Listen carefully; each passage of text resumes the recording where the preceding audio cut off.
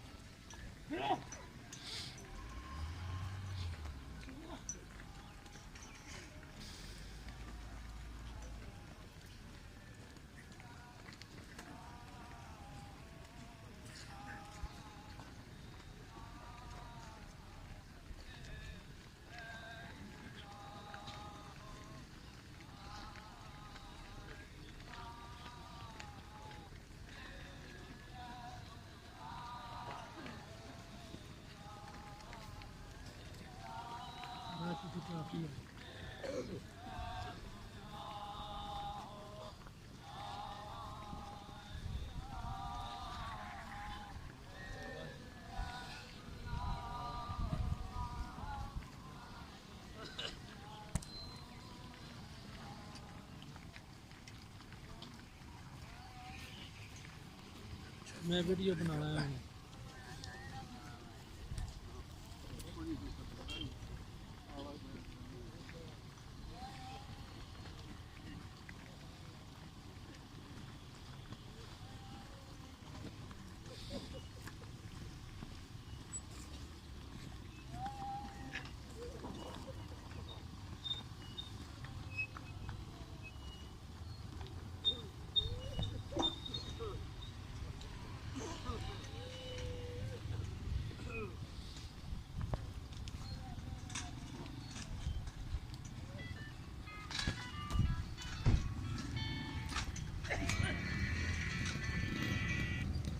हाँ जी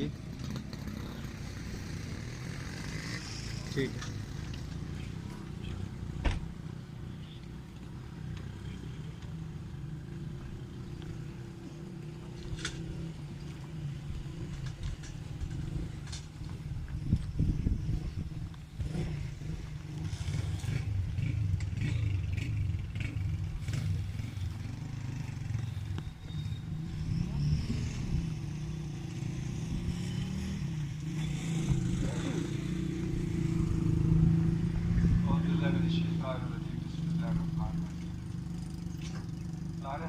آپ کو پتہ ہے سڑکوں پہ آئے بھائی آج اس دنیا سے چلے گئے.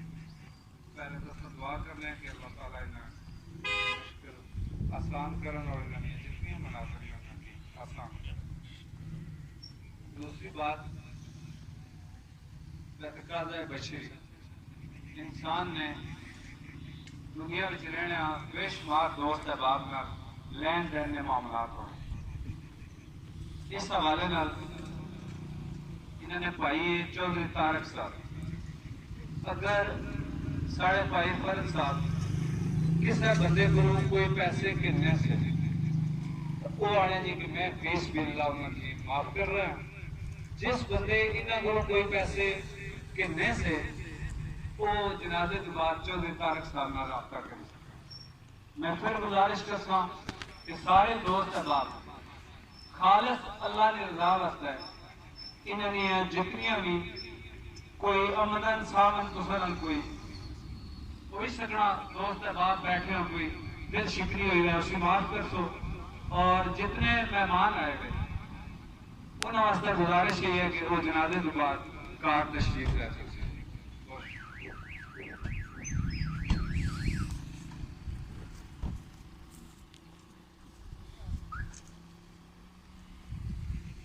السلام علیکم ورحمۃ اللہ وبرکاتہ.